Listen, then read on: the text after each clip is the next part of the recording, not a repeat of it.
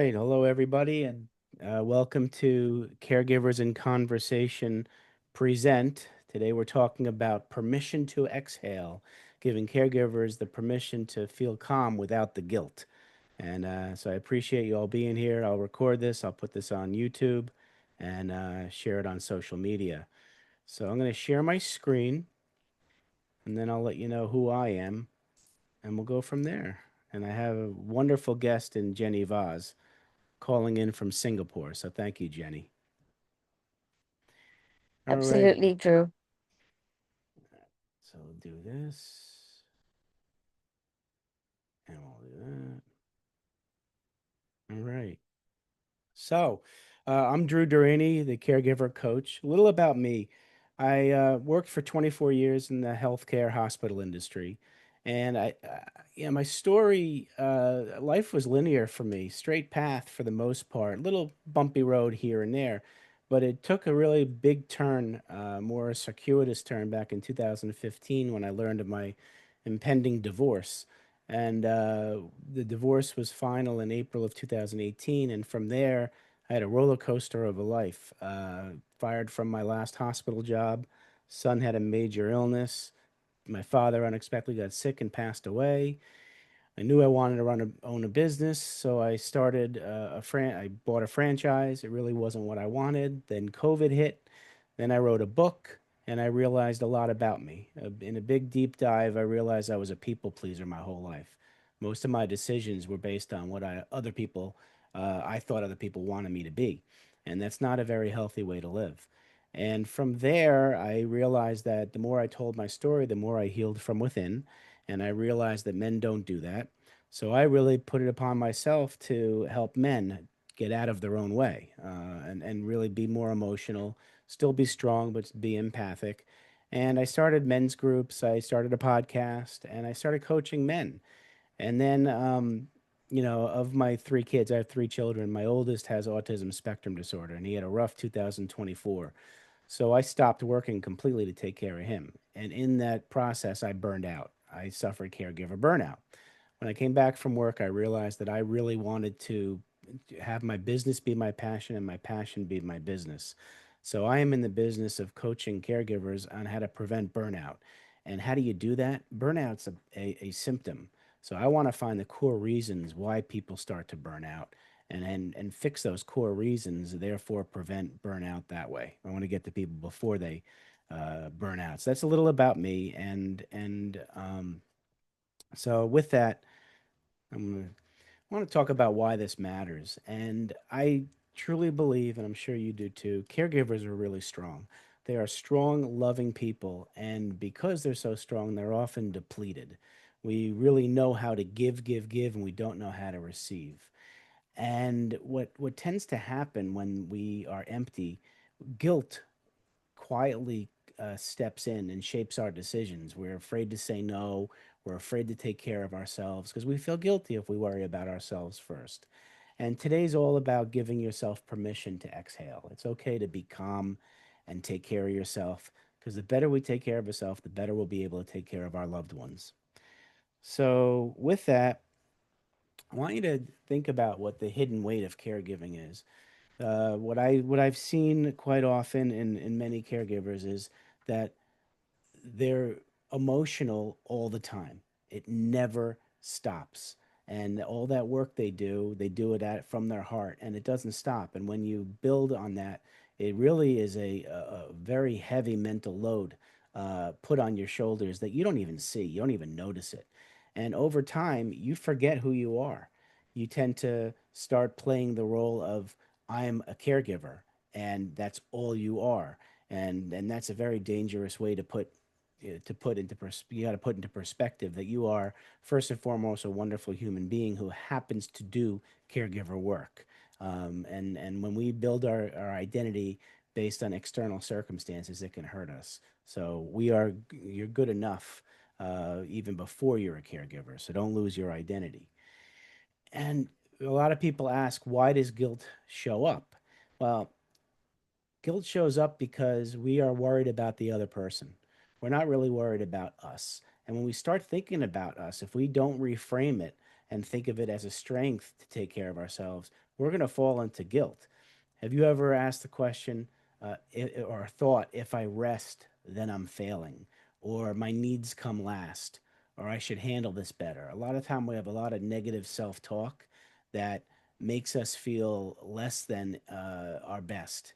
And when we're feeling less than our best and we try to do something for ourselves, we feel really guilty and resentful, and it's not the best way to live. Now, think about when you're really, really stressed. Are you really breathing?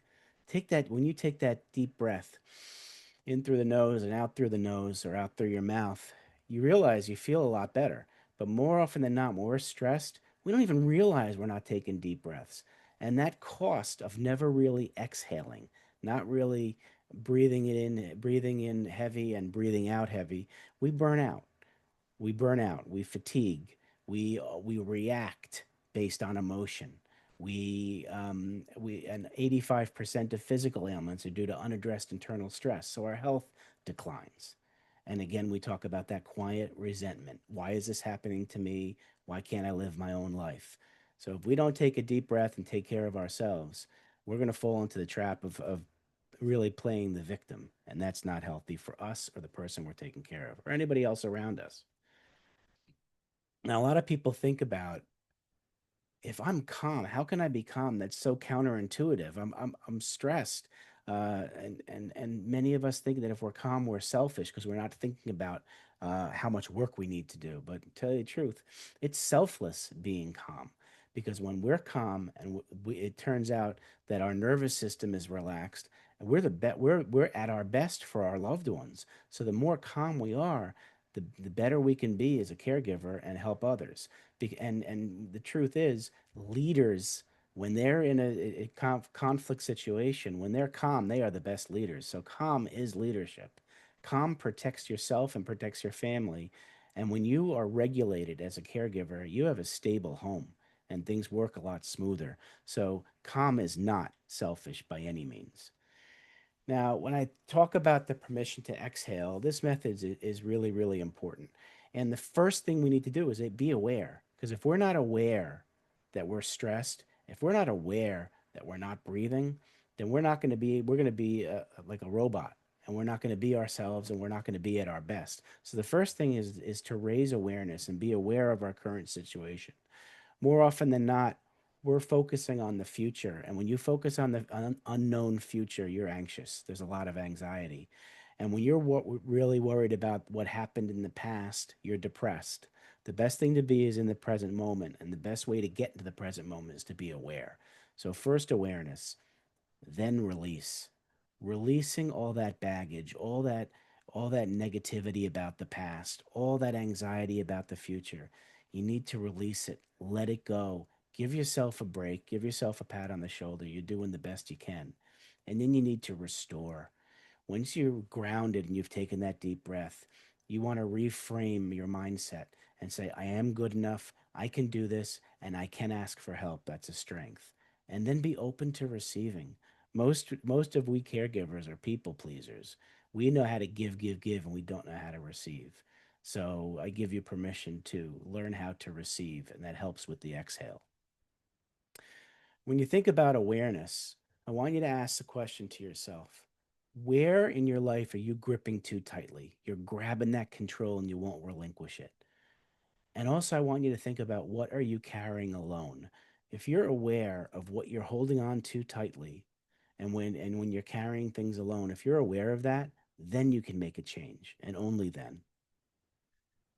And when we talk about release, no one needs to be perfect. Just being the good person you are is enough.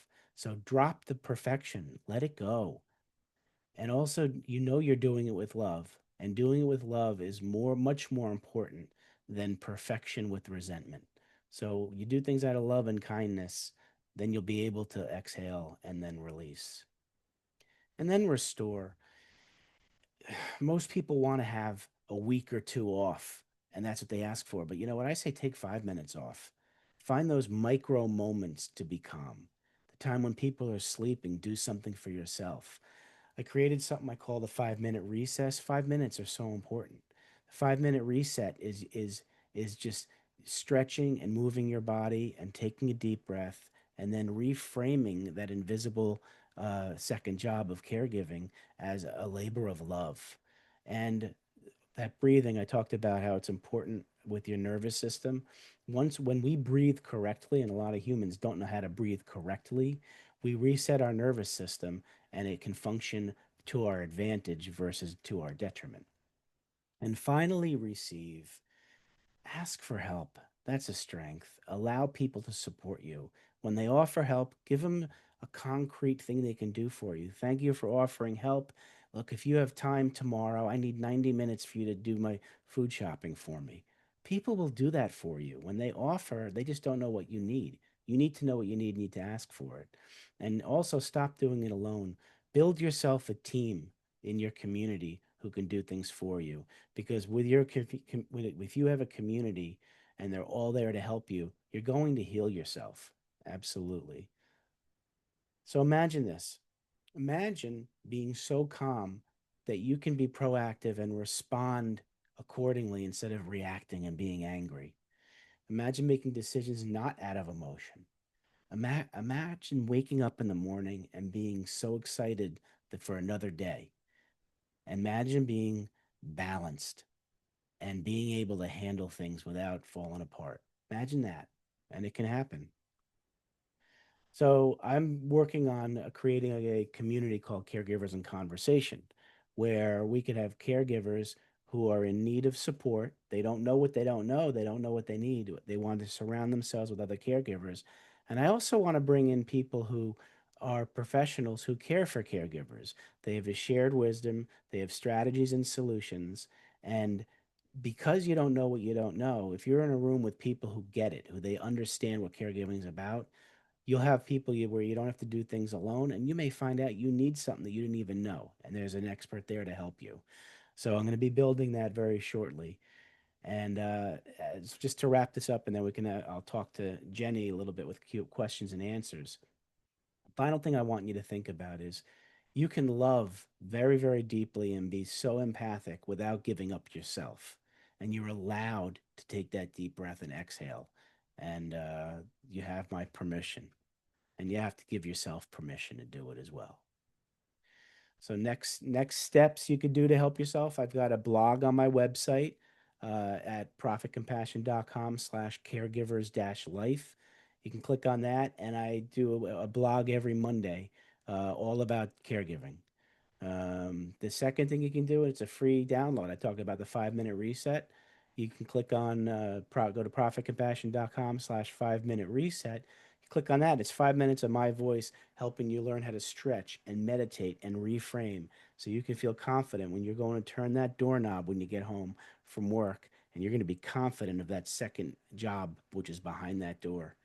And then the third thing, you can get on the wait list with Caregivers in Conversation. That's the community I'm forming by going to profitcompassion.com/caregivers in conversation. So I know that was fast and a lot of information, but I really didn't want to do all the talking. I wanted to have a nice conversation with the people here. So if you want to get in touch with me after this, you can reach out to me by email, drew@profitcompassion.com. You can call me or go to my website. Probably go to my website and finding out what you'd like to learn about. Do that first, and then you can email me or call me. And that's basically the presentation. I'm going to stop sharing, and then maybe Jenny and I can have a talk about what we just learned. So, Jenny, what were your thoughts? I know that was a lot of information. Yeah, just like actually, I'll be sneaky. I captured a couple of slides because they really spoke to some of my challenges as a caregiver. Hmm. My ability to just not feel overwhelmed by the day to day, by the nitty-gritty, Right, by the curveballs, the constant curveballs that right, caregiving throws at us.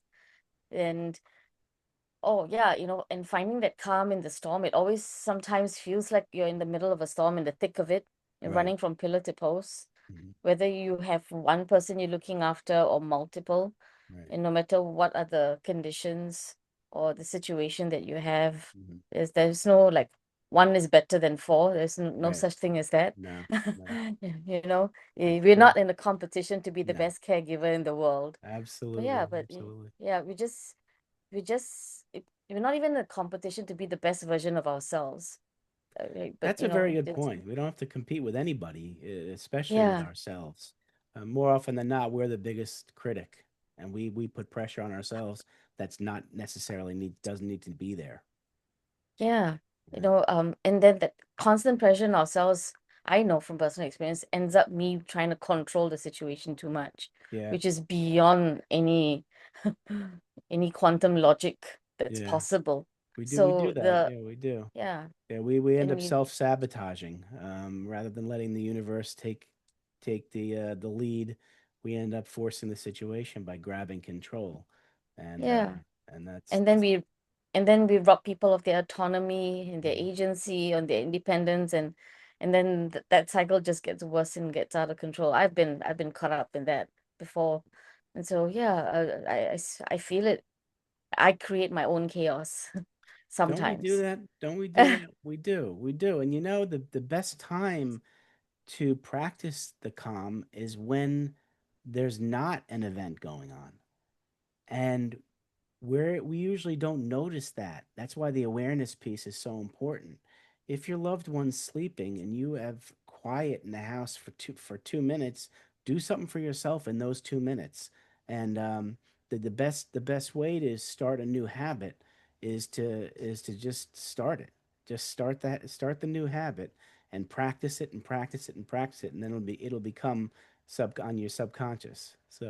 Yeah, So are yeah, there any, do you want absolutely. me to open up the slide deck and we go over it or Yeah, yeah, I think it's the it, first few it slides. might be helpful just to have it up there and then Yeah, give me a second. Let me just pull up my reference.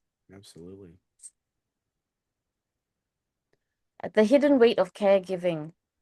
You know, All right, let me that go was to the first one that hit me, the hidden especially weight. the last point, Right. that Identity. identity loss over time because we get so Mhm. consumed by this label or by the demands of the workload, that Right. constant workload that we're under, and Very we're true. monitoring everything, Hmm. keeping trying to mentally trend everything that's happening with the person that we care for. Right.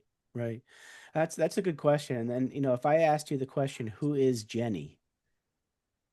Yeah. How would you answer that? Who are you, Jenny? Right now is sleepyhead Jenny. Sleepy Jenny. Sleepy Jenny, 7 a.m. in Singapore. Well, many of us, when we're asked about who we really are, we end up saying what we do. I'm a caregiver, right? And that's okay, but that's labeling yourself to just that. You could be a loving human being who, and you can explain like what you love to do in life, but we tend to label ourselves as caregivers. I've talked to so many people that if you're a doctor for years and then you retire, sometimes they lose themselves because they're like, I'm not a doctor anymore. Well, you're still a doctor, you're just not practicing. I've heard about sports athletes who, once they stop playing football or baseball and they retire, then they lose themselves because they're no longer what they did, right? We are not to be defined by what we do. We are to be defined by who we are. And I think that's Yeah. very important. So have you And found, not how we feel and not how we in the feel, moment. exactly, yeah. Yeah. Have you found over time you lost your identity? I think when I was in the thick of it, very, very much so. And so, you know, the easiest thing was to avoid how I was feeling about the situation and and focus on the career Right. and drive the career Hmm. very hard. Hmm. And it that was purposeful at that period of my life. It Right. was important for me to be able to do that because I had to take care of the family. Right. But yeah, who am I? I was very good at being the happy Jenny because that was the Mm, requirement, there we right? go. The one That, who brought the positivity and the cheer hmm. and the come on, we can do this, Right. That tends to be constantly. that people pleasing where you put that mask on so you could let everybody else be calm. That Yeah, I'm okay. Yeah, that's putting that mask on and not removing that mask and be authentic. we usually don't ask for help when we're putting those masks on. It's like, we got this. I'm fine, right? Yeah, because who could we ask? That's how it felt. That's what we It think. was not Yeah, possible to ask. In the moments that I did ask, it was not available. And so you learned to right. be dependent on yourself for things. Or That's very sometimes it true. felt like when Hmm. you said, break it down into chunks so Yeah, that they can do something for you, like shopping. Even to do something like that was such a huge inconvenience in my mind. in your Or it mind, may not have been, but right? because of the questions that they were asking, I felt like, okay, this is too much of an inconvenience. Right. Or maybe okay, by the time I explain this to you, it'd be Christmas, so it's okay. I'll just take care of it. Isn't that's so true? It's like I can do it. I can do it quicker by myself, but Yeah. quicker isn't often better or healthier, right? That's a very good point. Let's see what else. How about why Yeah, why guilt shows up. why I do think we that was get my other yeah, screenshot. why do we feel guilty? Um, for me, I didn't often see it as if I rest, I'm failing. It Mm. was more that if I stop, I'm failing. Oh, okay. Like, if I Okay. stopped doing X, Yeah. they would suffer. And so I couldn't allow myself to stop. Right. Although I was burnt out from the job and from the caregiving, I was financially broken. I Right. could not stop because it was just this terror in my mind Hmm. that they would all die. Yeah, That was how I what a actually felt. frightening, yeah, and Yeah, most of the time, actually, majority of the time, what's in our head is not exactly what is reality. And when we get when we start teaching ourselves to question our thoughts, then we gain the power back, right? yeah, We gain the power back. Um, Stopping is resting, right? And then when we realize our loved one is still okay, that's when we realize we can take that deep breath and stop. yeah. And and one of the things that I learned from my personal experience, is it okay if I share that? Please. Yeah. Yeah. When I stopped, it actually allowed others to step up and Mm, provide, okay. or it allowed the people I cared for to Yeah. step up and provide for themselves because I was actually just taking over. Right. And when I stopped, and because I thought that, oh, they would suffer terrible consequences. But Right. actually, when I stopped, they were forced to face the consequences. They were Mm, forced to face the situation that I had been carrying. And and so now when I speak to caregivers, I say you need to make space for others to show up. mhm. You Yep. intentionally have to, you feel like you're abandoning them or Right. abandoning a situation, Yeah. but actually you're making space so others can show up. So that's a wonderful way of putting it because when we show our vulnerability, people are more apt to help us. Yeah, Yeah. No, that's a very good point. Thank you for sharing that. Appreciate that. yeah, for sure. Yeah. And oh yeah, the I should handle this better. Yeah. How often do you tell yourself that, right?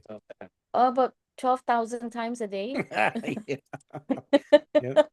Just about. Yeah. Even Yeah. today, I Yeah. should handle this better. Like, Yeah. me not having a full night's sleep because there was a lot of things that I needed to do so that I could, right?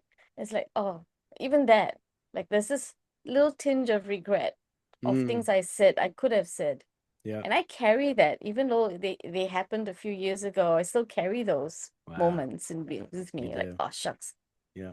right? That tinge of regret, oh, shucks. Or Mm. even now, sometimes I'd be like, oh, maybe I could have done that for my mom or my dad or my brother. Yeah. It's just that constant Yeah. barrage. Yeah, it's too easy to beat ourselves up. I found the best way for me to eliminate regret is to forgive myself. To say to myself, forgive yourself. You did what you could do with the tools you had at the time.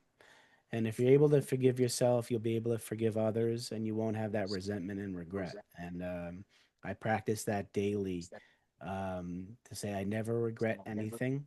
I just give myself I give myself forgiveness for that was just the tools I had at that time, you know?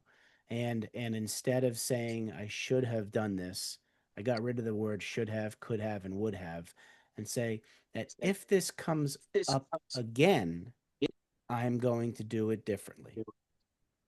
Yeah. If it comes up again, I'm going to do it differently. That's a totally different way of reframing it. And it doesn't sound like you're beating yourself up, does it? Yeah. Yeah, I in just to that point, I actually have to tell myself, look, that was the best. I played I played hard. Yes. I play Yeah. I play Hmm. hard in the role of caregiver. Like, Absolutely. it was a team sport of one.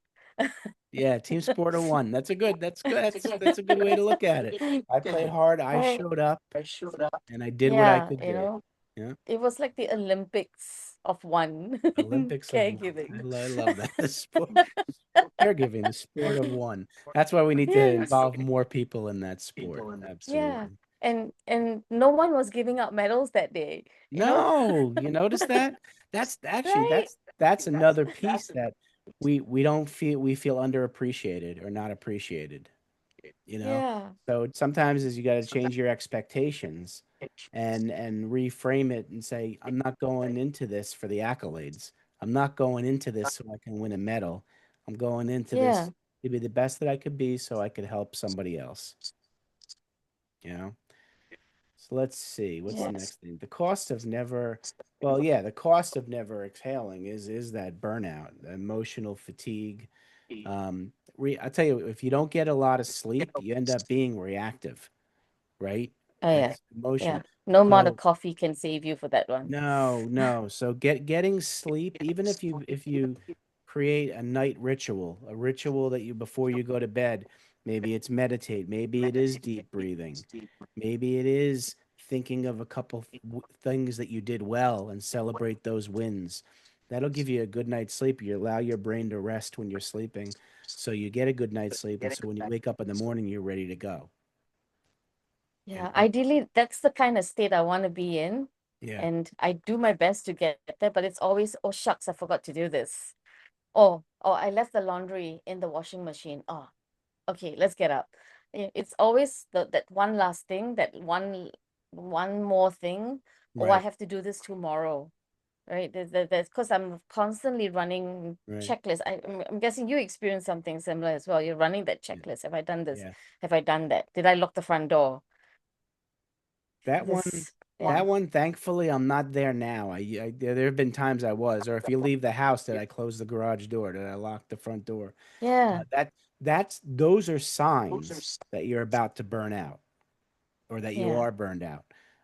Hopefully, when we can start creating some habits before we burn out, so we don't get to that point, right?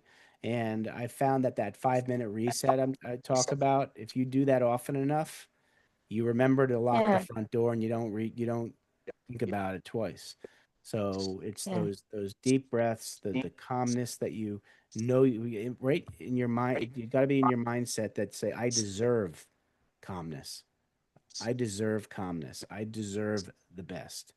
Then you don't have that guilt, you know? yeah. You know, I think was it late last week?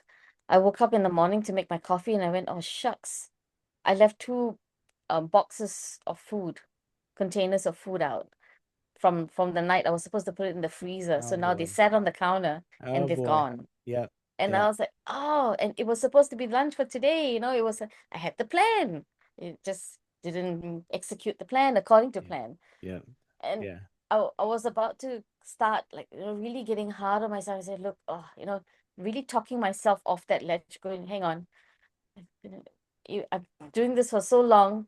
Yes, you're tired, you're exhausted. It Right. was one more thing, and it's okay. We'll recover. It's Good for okay. you. Don't worry about it. It's Good for okay. you. We've Good. got this. You And free. really just Yeah. talking myself off that ledge of, oh, Yeah. shucks, I did it again. Or, yeah, the number of times I burnt food because I was doing something else. It Yeah. was like, Yeah. oh, Yeah, yeah, yeah, and good for you because we can learn that stuff if we practice it. Again, it's the awareness is the first step is being aware of it, and the second step is reframing what you used to do. Breaking bad.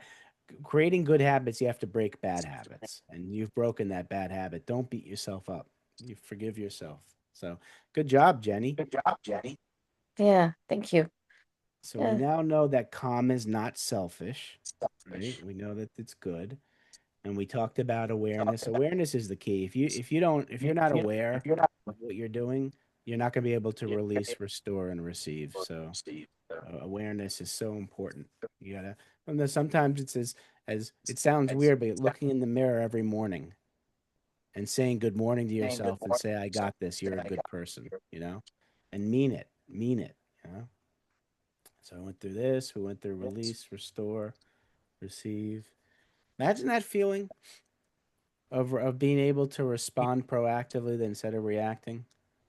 It's actually a cool feeling when it happens. And waking up in the morning and looking forward to the day rather than yeah. dreading waking up, right? I the For me, I've not had the dread, I think. Okay, I cool. only have the dread when, I've had too much wine, too much good wine. I love it. I love it. I love it. Well, Or that's maybe not that's enough good though. of. No, that's good when you wake up in the morning and you don't feel the dread when you're ready to get out of Yeah, bed. I mean, I know there have been times I didn't want to get out of bed because I was afraid of what the day would bring me. What an unhealthy way to live. Unhealthy. yeah, yeah. And Let's for see. me, it was the sorry to go back to that slide. There was one more point from that slide just now. The proactive, right? Because we're always, as caregivers, we're Yeah. always in the anticipatory mode, aren't we? Right. Right? The Yeah. oh, if this is happening, that's gonna happen next. We Right. start, it's as though we have magic tea leaves. And we're ready to pivot Yep. because we're Absolutely. anticipating a Yep. problem or anticipating a need, Yep. or we're ready to pivot. Or where's the diaper? Where's the tissue papers? Right. Where's the hand cream? We're Yep. ready to do that. Yeah. Where's is No. my mobile charge? Right? You just, Very, very again, true. that checklist. Yeah. Many times Yeah, we anticipate the worst because of our memories of things that happened in the past. And if there's a way yeah, to so try true. to wipe out the bad memories, then we have a different way of thinking. And again, like I said, a lot of times forgiveness is huge, you know. Yeah. So Yeah, but what you're talking about, because that's what the first thing that came to me, yeah. responding instead of reacting. So Mhm. what is it that you mean exactly here? I mean that if you are calm and secure, that if let's say your child has a meltdown, right? And Yeah, instead of reacting and saying, "Will you stop it?" or "Please just cut it out," or "I told yeah, you." A lot of time, if you allow yourself to get to the point of resentment and no sleep and all this, you're gonna react.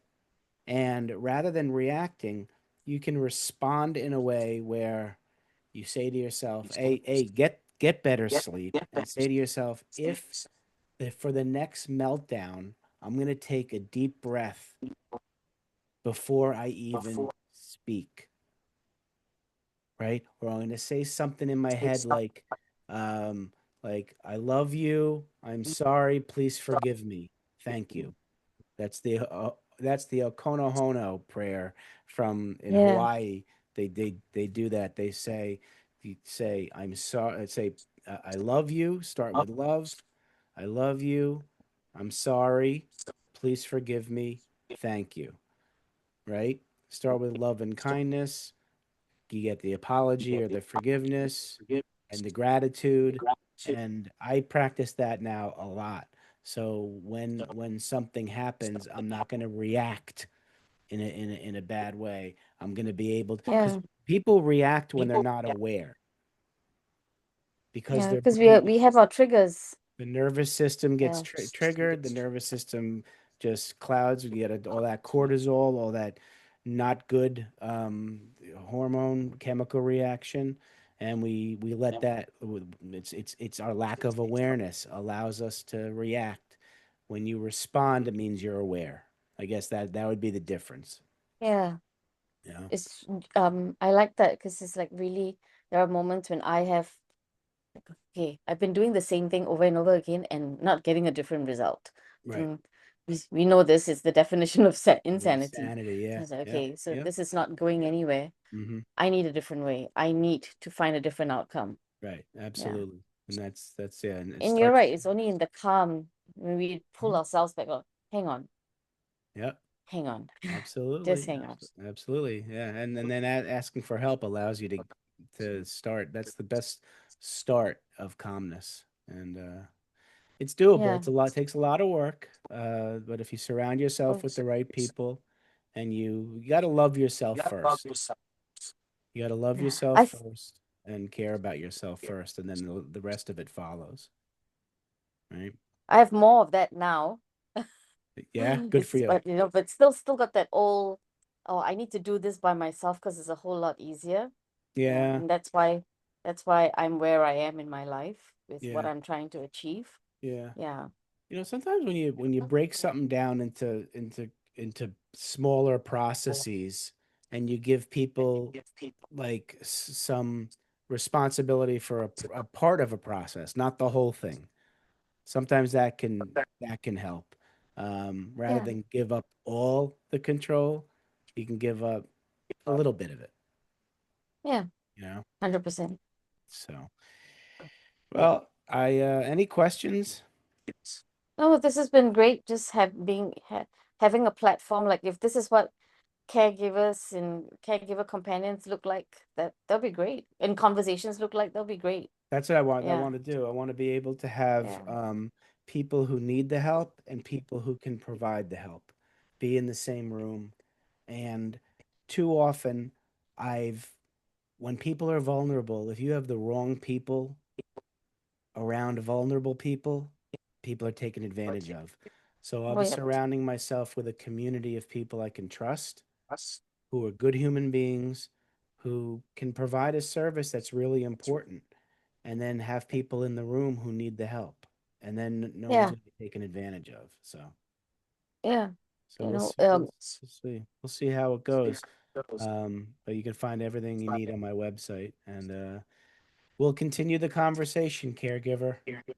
yeah. All Yeah. right. So I want to I thank probably find everybody myself in for both camps.